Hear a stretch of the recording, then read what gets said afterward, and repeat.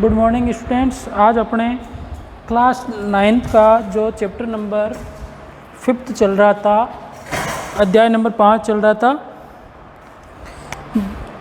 जीवन की मौलिक इकाई। अध्याय नंबर 5 जीवन की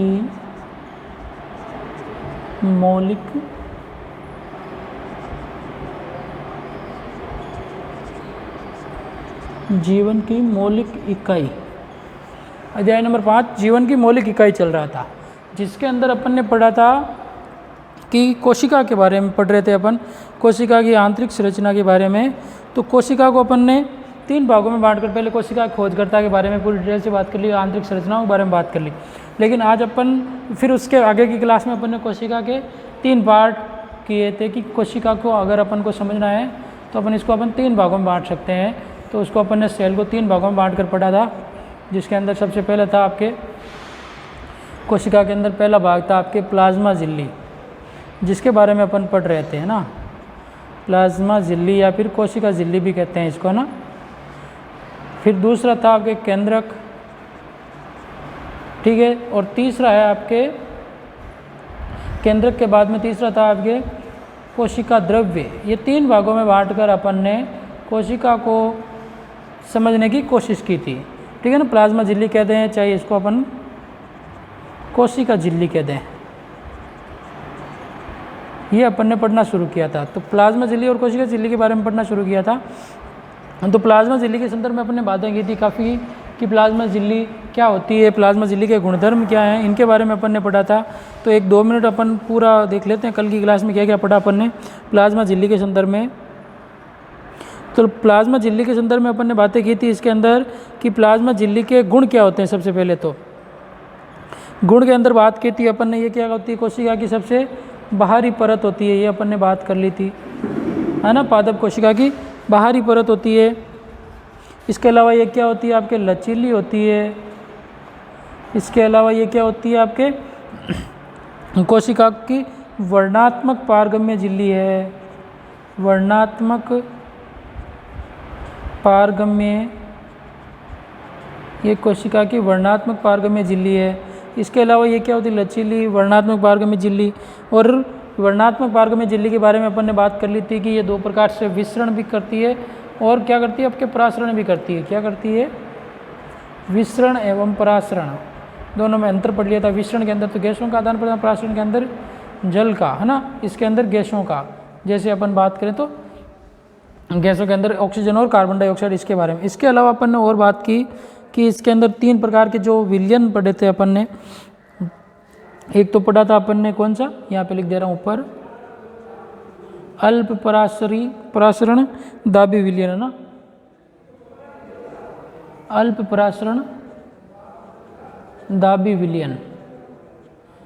फिर उसके बाद में अपन ने पढ़ा था कि समपरासारी विलयन, समपरासरी विलयन। और तीसरा अपन ने पढ़ा था अति परासरण दाबी विलयन, ठीक है। अति परासरण दाबी विलयन, ये 3 चीज़ें अपन ने बात कर ली थी, ठीक है। अल्प परासरणी, समपरासरणी और अति परासरणी के बारे में बात की थी। इसके अलावा कोशिका झिल्ली के इनके पूरे विलयन के बारे में इनके एग्जाम्पल पढ़ने हैं अपन को। परिभाषाएं पढ़ ली थी पिछली क्लास में, अब अपन एग्जाम्पल प्लाज्मा झिल्ली ही पढ़ रहे हैं अभी, केंद्रक शुरू नहीं किया अपन ने। इसके प्लाज्मा झिल्ली के अंदर एक और होता है आपके, जैसे पादप की बाहरी हवा कोशिका भित्ति होती है, उसके बारे में भी बात करेंगे अपन, ठीक है। उसके बारे में भी बात करेंगे। तो पहले अपन जैसे एक इसके एग्जाम्पल की बात करें तो परासरण के अंदर अपन एग्जाम्पल की बात कर सकते हैं आपके अंडे का परासरण। अंडा जानते हो, अंडे का परासरण क्रियाकलाप दिया हुआ है आपके। अंडे का परासरण कैसे होता है, विलयन के आधार पर, जैसे कल मैंने बताया आपको अति परासरण या अल्प परासरी विलयन के बारे में। तो अंडे के परासरण के अंदर अपन बात करते हैं कि अंडा तो देखा हुआ, जैसे अपन अंडे के ऊपर क्या होता है, खोल होता है किसका, जैसे ये आपके अंडा है तो इसके ऊपर किसका कवर पाया जाता है, आपके कैल्शियम कार्बोनेट का पाया जाता है ना, कैल्शियम कार्बोनेट का इसके ऊपर कवच पाया जाता है, CaCO3 का, ठीक है। कैल्शियम कार्बोनेट का इसके ऊपर कवच पाया जाता है, ये अंडे के ऊपर, ठीक है ना। इसके अंदर, ठीक है ना, ये अंडे के ऊपर कैल्शियम कार्बोनेट का कवच पाया जाता है। तो इसको अपन हटाने के लिए क्या करेंगे, सबसे पहले कैल्शियम कार्बोनेट को हटाने के लिए अपन क्या करेंगे, इसको अंडे को HCl के अंदर, HCl मतलब हाइड्रोक्लोरिक अम्ल, हाइड्रोक्लोरिक अम्ल में अगर अपन डालेंगे इसको तो ये खोल क्या हो जाएगा, हट जाएगा। इसका मतलब कवच क्या हो जाएगा, हट जाएगा। डालकर अपन इसको कवच को हटाएंगे तो ये कवच हट जाएगा इसका। फिर उसके बाद में उस अंडे को क्या करें अपन, कवच हट जाएगा, फिर उस पतली झिल्ली वाले अंडे को अपन किस में डालेंगे, अंडे को शुद्ध जल के अंदर डालते हैं। जैसे ये अंडा है, अपन ने ये एक बीकर लिया, इस बीकर के अंदर इस अंडे को डाला अपन ने, तो शुद्ध जल इसके अंदर क्या भरा हुआ, आपके बीकर के अंदर शुद्ध जल भरा हुआ। अब इसके अंदर अपन ने 5 मिनट तक इस अंडे को रखा, ठीक है ना, ये क्या है, एकदम शुद्ध जल, कुछ भी मिलावट नहीं है इसके अंदर, शुद्ध जल के अंदर रखा। इसको 5 मिनट के लिए छोड़ेंगे तो फिर अपन देखेंगे कि अंडा क्या हो जाएगा आपके, इस विलियन के अंदर अंडा फूल जाएगा। आई बात समझ में, क्या हो जाएगा, अंडा फूल जाएगा। पहली कंडीशन में तो क्या हो जाएगा, शुद्ध जल के अंदर अगर अंडे को रखते हैं उसके कवर को हटाकर, तो अंडा क्या हो जाएगा, फूल जाएगा है, क्योंकि वो जो शुद्ध जल है वो उसके अंदर प्रवेश कर जाएगा। इसके अंदर क्या हो जाएगा, जल अंदर प्रवेश कर जाएगा। आई बात समझ में, किसके अंदर, अंडे के अंदर। एक कंडीशन तो ये हो गई। दूसरी कंडीशन वही अपन देखते हैं अंडे के परासरण की, एक तो ये हो गई कंडीशन, अंडा फूल जाएगा। आई बात समझ। दूसरे के अंदर बात करें अपन, यही कवच रहित, जैसे कि उस अंडे का कवच हटा दिया हाइड्रोक्लोरिक के अंदर डालकर, फिर अपन ने एक और बीकर लिया, ठीक है। अब इस बीकर में अपन ने क्या रखा, इस बीकर के अंदर सांद्रित विलयन डाला, जिसके अंदर या तो नमक डाला हुआ है, घुला हुआ है, या फिर इसके अंदर क्या डाला हुआ है, शक्कर डाली हुई है, या तो नमक या फिर शक्कर का विलयन डालते हैं अपन इसके अंदर। नमक या फिर शक्कर का विलयन अगर डाल दें अपन, तो इससे क्या हो जाएगा आपके, फिर अपन इसके अंदर 5 मिनट तक इस अंडे को रखेंगे। ये क्या है आपके, जैसे मान लो नमक का विलयन है, नमक का सांद्रित विलयन, क्या है, नमक का सांद्रित विलयन लेते हैं अपन, नमक का सांद्रित विलयन लेते हैं और उसके अंदर अपन अंडा डाला अपन ने, कवच रहित अंडा, तो क्या हो जाएगा, वो अंडा इसके अंदर क्या हो जाएगा, इस कंडीशन में क्या हो जाएगा, अंडा सिकुड़ जाएगा। अंडा क्या होगा, सिकुड़ जाएगा। तो इस प्रकार से अपन समझ सकते हैं दो अलग अलग कंडीशन। शुद्ध जल के अंदर, जिसके अंदर क्या सांद्रित, कम सांद्रित विलयन था, तो जल अंदर प्रवेश कर जाएगा उसके अंदर, है ना, जल क्या हो जाएगा, आपके अंदर चला जाएगा। तो ये तो क्या अल्प परासरण दाबी विलयन था, और ये आपके अति परासरण दाबी विलयन था। इस प्रकार से अपन इसको समझ सकते हैं। आई बात समझ में। नमक का अधिक सांद्रित विलयन लिया अपन ने, तो नमक ये इसके अंदर चला गया। तो इस प्रकार से अपन समझ सकते हैं। इसी प्रकार अपन और एग्जाम्पल, जैसे अंडे के अलावा भी अपन, ये अंडे का परासरण हो गया। इसी प्रकार अपन किशमिश तो देखी हुई है आपके सभी के, खाई हुई होगी। किशमिश के अंदर भी ये प्रैक्टिकल कर सकते हैं। किसके अंदर, सूखी किशमिश के अंदर, सूखी किशमिश लेते हैं अपन। अगर आप किशमिश को भी क्या करेंगे, ऐसे ही अगर जल के विलयन में रखेंगे, तो देखो जैसे ही आप 2 विलयन लिया अपन ने, सेम वही किशमिश ली, और उसको अपन क्या करेंगे, एक तो किसके अंदर सिर्फ जल का विलयन रखते हैं, और एक के अंदर ये तो जल है, ठीक है, जल का विलयन है, बीकर है इसके अंदर, तो जल का विलयन है, और ये आपके नमक का या शक्कर का विलयन मान लेते हैं अपन किसी का भी। ये किसका है, आपके शक्कर या चीनी का विलयन लेते हैं अपन, ठीक है। ये 2 प्रकार के विलयन ले लिए अपन ने। अब इनके अंदर अपन क्या देखेंगे, किशमिश डाली अपन ने, इसके अंदर भी अपन ने किशमिश डाली, तो क्या होगा, पहली कंडीशन में तो क्या होगी, वो जल ग्रहण करके ये किशमिश क्या हो जाएगी, फूल जाएगी। क्योंकि जैसे अंडा है क्या हो गया था, उसके अंदर फूल गया था, और इसके अंदर क्या होगा, जल निकल कर क्या हो जाएगी, सिकुड़ जाएगी, ये छोटी हो जाएगी। और आई बात समझ में, ये सिकुड़ जाएगी। तो पहली कंडीशन में जल के विलयन के अंदर अगर अपन किशमिश को डालते हैं, तो वो क्या हो जाएगी, फूल जाएगी। आई बात समझ में। और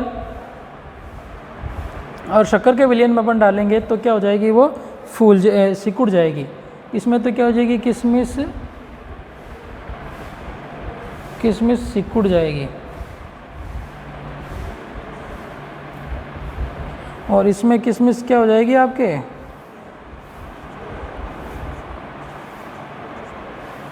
फूल जाएगी। तो इस प्रकार से भी अपन समझ सकते हैं इनके संदर्भ के विलयन को। तो ये तो हो गई आपके किसकी, विलयन की बातें प्लाज्मा झिल्ली के अंदर। ठीक है, दोनों एग्जाम्पल अपन पढ़ लिए, एक तो अंडे का परासरण भी देख लिया और किशमिश का परासरण भी। अब अपन आगे चलते हैं। ये तो हो गए विलयन, अल्प परासरणी परिभाषाएं याद रख लेना, इनकी सिंपल सी बातें हैं, ज़्यादा कोई दिक्कत नहीं है इसके अंदर। क्या करती है कि जैसे अपन इसका एग्जाम्पल, परासरण का एग्जाम्पल क्या देख सकते हैं अपन। परासरण के अंदर जैसे परासरण कौन करते हैं आपके, परासरण का एग्जाम्पल की बात करें तो इसके अंदर आपके जैसे पौधे हैं, पौधे क्या करेंगे आपके, किसका ग्रहण करें, पौधों की जड़ें, पौधों की मूल मतलब क्या होगी, जड़ है ना, रूट की जड़ के द्वारा भी अपन देख सकते हैं कि पौधों की जड़ के द्वारा भी जल अवशोषण किया जाता है। जैसे अपन पानी डालते हैं पौधों की जड़ों में डालते हैं ना पानी, तो वो पादप के विभिन्न भागों तक पहुंच जाता है। तो मूल क्या कर देगी, पौधों की मूल या जड़ क्या करेगी, जल का अवशोषण करती है। क्या करती है, जल का अवशोषण करती है। तो ये भी क्या हो गया, आप एक परासरण का एग्जाम्पल हो गया कि पौधे जड़ों के द्वारा क्या करते हैं, जल का अवशोषण करते हैं। परासरण के अंदर जल का ही अवशोषण होता है, तो जल का अवशोषण करते हैं, तो ये प्रक्रिया भी क्या कहलाती है आपके, परासरण। और विसरण के अंदर एग्जाम्पल तो अपन ने पढ़ लिए थे, पादप के अंदर गैसों का आदान प्रदान, जैसे शोषण करते हैं पादप तो ऑक्सीजन ग्रहण करते हैं, है ना। शोषण के अंदर ऑक्सीजन जरूरी होती है सभी के लिए, ठीक है ना। तो कोशिका के अणुओं के द्वारा भी जल गैसों का, इसके अंदर अपन समझ सकते हैं कि गैसों का आदान प्रदान,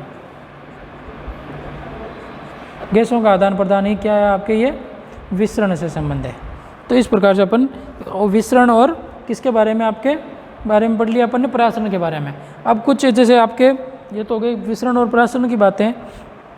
अब अपन बात करते हैं इसके आगे किसके संदर्भ में, कि प्लाज्मा झिल्ली के संदर्भ में। और कुछ जो एग्जाम्पल रह जाते हैं या उसके गुणधर्म की बात करें, जो अपन ने देख लिया था कि प्लाज्मा झिल्ली क्या होती है, लचीली। गुणधर्म की बात कर ली थी, प्लाज्मा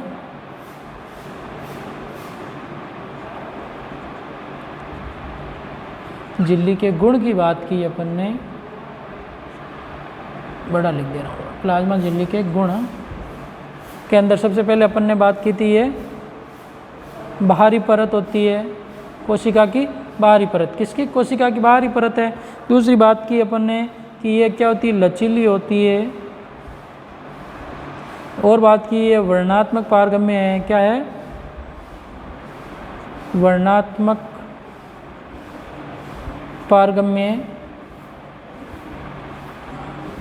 पारगम्य झिल्ली है। इसके अलावा और बात करें अपन तो ये क्या होती है आपके, वर्णात्मक पारगम्य झिल्ली है। इसके अलावा ये इसके अणु, कार्बनिक अणु किसके बने होते हैं, प्रोटीन व लिपिड, प्रोटीन व लिपिड की बनी होती है। ये एक और ध्यान रख लेना कि बनी होती है, प्रोटीन और लिपिड की बनी हुई होती है। मतलब इसका निर्माण किससे होता है, आपके प्रोटीन से एवं लिपिड से होता है। यही बात समझ में। प्रोटीन जो अपने जो कोशिकांग होते हैं वो प्रोटीन और लिपिड जोड़ते हैं, उनके द्वारा क्या होता है, इनका निर्माण होता है प्लाज्मा झिल्ली का। ये क्या है आपके, दोनों कार्बनिक यौगिक है ना, प्रोटीन और लिपिड कार्बनिक यौगिक है। इनके बारे में अपन जानते हैं कि भोजन जैसे दूध के अंदर, सोयाबीन के अंदर प्रोटीन की मात्रा होती है, लिपिड जो कोशिकांग है ये छोड़ते हैं। तो ये आपके प्लाज्मा झिल्ली के कुछ गुणधर्म हो गए। अब इसके आगे और बात करें अपन प्लाज्मा झिल्ली के गुणधर्मों के संदर्भ में, तो प्लाज्मा झिल्ली के गुणधर्मों के बारे में बात करें तो प्लाज्मा झिल्ली को अपन देखते हैं, तो देखने के लिए प्लाज्मा झिल्ली को अपन किससे देखते हैं, आप इलेक्ट्रॉन सूक्ष्मदर्शी के द्वारा अपन किसको देखते हैं? प्लाज्मा झिल्ली को देखते हैं। यही बात समझ में? किसके द्वारा? प्लाज्मा झिल्ली को। अगर अपन को देखना, अपन नग्न आंखों से नहीं देख सकते क्योंकि कोशिकाओं का आकार क्या होता है? बहुत ही छोटा होता है। यही बात समझ में? कोशिकाओं का आकार क्या होता है आपके? बहुत ही छोटा होता है, जिसको अपन देखने के लिए, इसकी संरचना को देखने के लिए केवल अपन कौन सी? प्लाज्मा झिल्ली को देखने के लिए, प्लाज्मा झिल्ली को अपन देखने के लिए इलेक्ट्रॉन सूक्ष्मदर्शी का उपयोग करते हैं। इलेक्ट्रॉन सूक्ष्मदर्शी, इलेक्ट्रॉन सूक्ष्मदर्शी का उपयोग करते हैं अपन किसके द्वारा? किसके अंदर? प्लाज्मा झिल्ली के अंदर। आगे बात समझ में? इसका उपयोग करते हैं अपन इलेक्ट्रॉन सूक्ष्मदर्शी से अपन देखते हैं इसको। और कोशिका झिल्ली के लचीलापन है जो भोजन ग्रहण करने के अंदर। इसके अलावा और बात करें अपन तो कोशिका झिल्ली एक कोशिकीय जीवों में भोजन ग्रहण करने, एक कोशिक जीवों के अंदर अपन बात करें जैसे अमीबा है, पैरामीशियम है, पैरामीशियम, ये सभी क्या है आपके? एक कोशिक जीव है। ये बात समझ में? क्या है? एक कोशिक जीव है। अब एक कोशिक जीवों के अंदर अपन बात करें तो अमीबा और पैरामीशियम की, तो एक कोशिक जीव है ये अमीबा एवं पैरामीशियम। तो ये क्या करते हैं? आपके कोशिका की, आपके इनके अंदर भोजन ग्रहण होता है तो वो क्या होते हैं? इनके प्रॉपर, जैसे अपन भोजन करने के लिए अपने अंदर अलग से अंग होता है भोजन करने के लिए, है ना? क्या अंग होता है? जैसे अपन भोजन करते हैं तो अपने लिए क्या आवश्यक है कि भोजन के अंदर अपन मुंह होता है, पाचन के लिए पाचन तंत्र सिस्टम है। तो एक कोशिक जीवों में इस प्रकार की कोई होती है संरचनाएं नहीं पाई जाती, तो वो भोजन क्या करते हैं? अंतःग्रहण करते हैं भोजन का। वो भोजन को अंतःग्रहण के द्वारा क्या करते हैं? ग्रहण करते हैं। तो वो क्रिया क्या कहलाती है? भोजन को एक कोशिक जीवों में अपना भोजन ग्रहण करने की क्रिया क्या कहलाती है? एक कोशिक जीवों में भोजन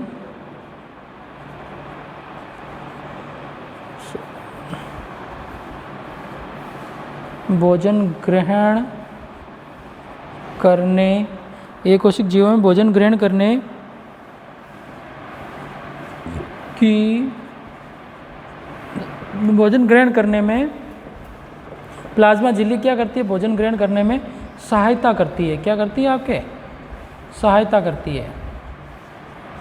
प्लाज्मा झिल्ली के कार्य के अंदर पढ़े हैं तो अपन, ये क्या करती है? लचीली होने के कारण क्या करती है? भोजन ग्रहण करने में, इन अमीबा पैरामीशियम के अंदर भोजन ग्रहण करने में सहायता करती है। और इस भोजन ग्रहण करने की प्रक्रिया को क्या कहते हैं अपन? भोजन ग्रहण करने की प्रक्रिया को कहते हैं आपके एंडोसाइटोसिस।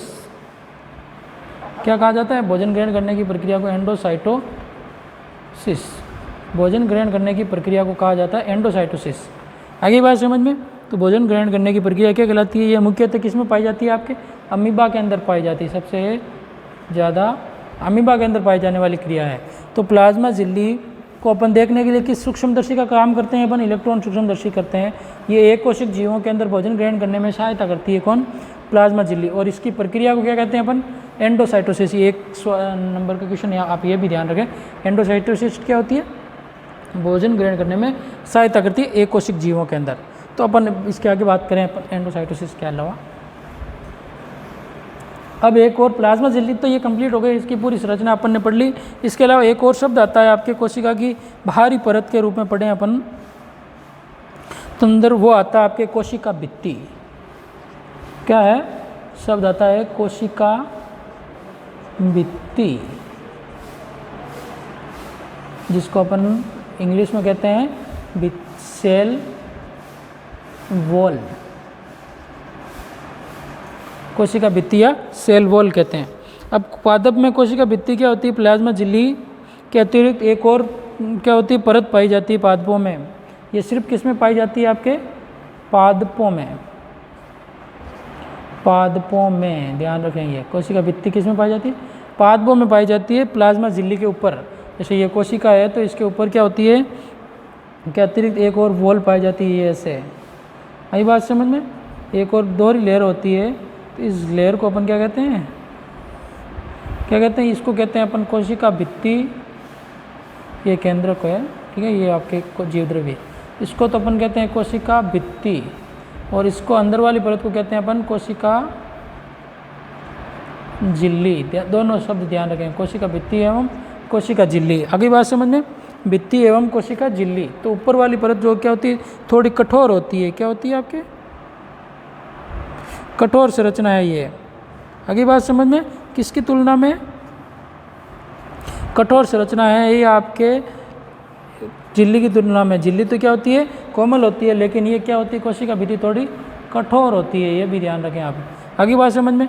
अब इसके अलावा और बात करूं मैं आपके कोशिका भित्ति के अंदर, तो पादपों में पाई जाने वाली संरचना है ये, और ये किसकी बनी हुई होती है आपके कोशिका भित्ति, सेल्यूलोज की बनी हुई होती है ना, सेल्यूलोज की बनी हुई होती है। एक नंबर का क्वेश्चन आता है, कोशिका भित्ति किसकी बनी हुई होती है, तो सेल्यूलोज की बनी होती है। कौन, कोशिका भित्ति। और सेल्यूलोज क्या एक जटिल पदार्थ है, क्या है ये, एक जटिल पदार्थ है, मतलब थोड़ा सा कार्बोहाइड्रेट है ये सेल्यूलोज, जटिल पदार्थ होता है ये। आगे बात समझ में, जटिल पदार्थ है। इसके अलावा ये क्या होती है, पौधों को, कोशिका भित्ति क्या करती है, मिटा दूँ ये तो, कोशिका भित्ति क्या करती है, पौधों को संरचनात्मक दृढ़ता प्रदान करती है। संरचनात्मक, ये क्या करती है, ये है पौधों को संरचनात्मक, उनकी संरचना को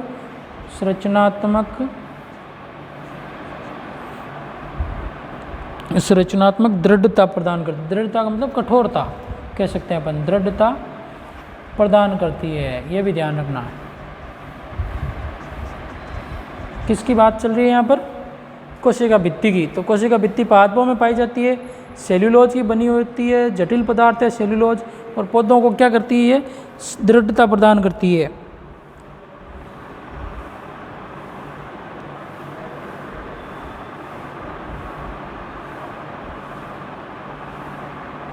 आगे बात समझ में, तो ये संरचनात्मक दृढ़ता, कठोरता उत्पन्न करती है इसके लिए। तो कोशिका भित्ति के संदर्भ में ये बातें आपको पता चल गई। अब इसके अलावा एक और परिभाषा आती है, जीवद्रव्य कुंचन क्या होता है, उसके बारे में पढ़ लेते हैं। इसके अलावा आपके यह कोशिका भित्ति क्या होती है, कवक और बैक्टीरिया की कोशिकाओं में तनु विलयन के अंदर बिना फटे उनको रखती है। ये क्या और क्या करती है आपके, कवक, फंजी, कवक और जीवाणु, ये क्या करती है, कवक एवं जीवाणुओं के अंदर, कवक एवं जीवाणुओं को की कोशिकाओं को अपेक्षाकृत क्या करती है, कम तनु विलयन में बिना फटे बनाए रखती है। क्या होती है कि कोशिकाओं को क्या करती है, तनु विलयन, मतलब जिसके अंदर अम्ल की मात्रा कम होती है। ये तो पता ही आपको, सांद्र विलयन बताया हुआ है, तनु और सांद्र, जिसके अंदर अम्ल की मात्रा। तो तनु विलयन में ये क्या करती है, आपके कोशिकाओं को तनु विलयन में बिना फटे, कोशिकाओं में बिना फटे बनाए रखती है। अगली बात, क्योंकि इनकी कोशिकाएं फट जाती है, तो ऊपर की संरचना अगर कठोर रहेगी तो वो बिना फटे बनाए रखती है। तो इस प्रकार से अपन समझ सकते हैं। और इसके अंदर क्या होती है, परासरण की कोशिका फूल जाती है और कोशिका भित्ति पर क्या करती है, दबाव डालती है। तो कोशिका भित्ति प्रति समान दबाव डालती है, जिसे कोशिका आसानी से सहन कर सके। ये क्या करती है, कोशिका के अंदर के दबाव को सहन कर सकती है। किसके अंदर में बात कर रहे हैं अपन, कोशिका के दबाव को सहन कर सकती है ये।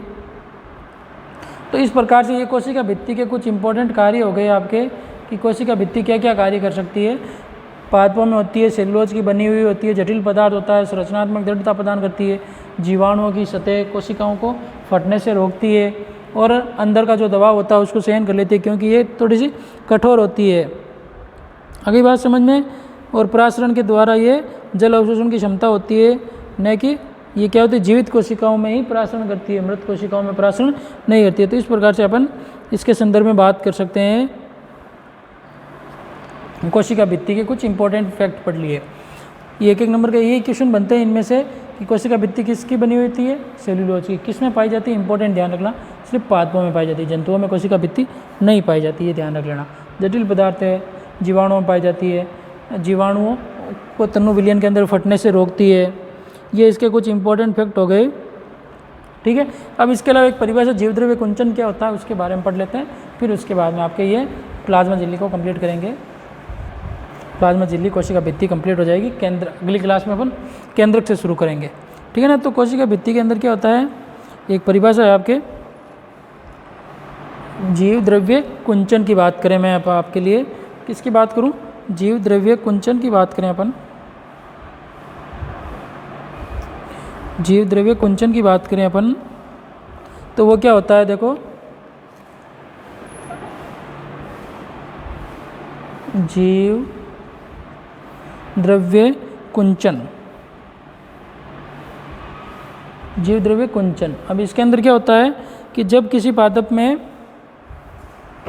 कुंचन किसे कहते हैं कि जब किसी पादप में पादप कोशिका में है ना, पादप पूरे पादप की बात नहीं हो रही, सिर्फ कोशिका की बात है। पादप कोशिका में परासरण, पादप कोशिका में परासरण, पादप कोशिका के अंदर क्या होता है, परासरण द्वारा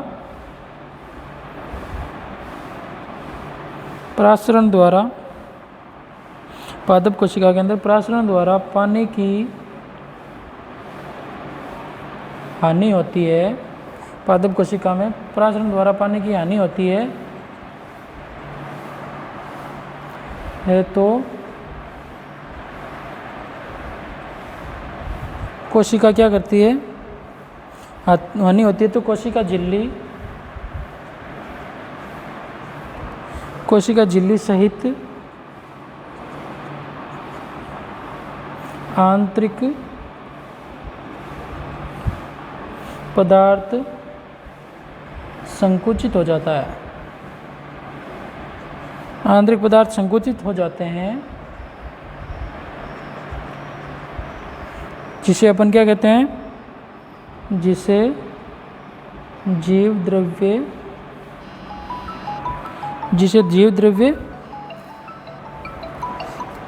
द्रव्य कुंचन कहा जाता है, कुंचन कहते हैं।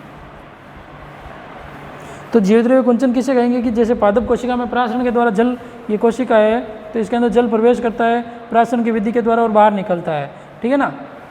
तो इसके द्वारा जल बहुत ज़्यादा बाहर निकल जाता है तो इसके अंदर कोशिका क्या हो जाएगी आपकी, इस प्रकार से सिकुड़ जाएगी।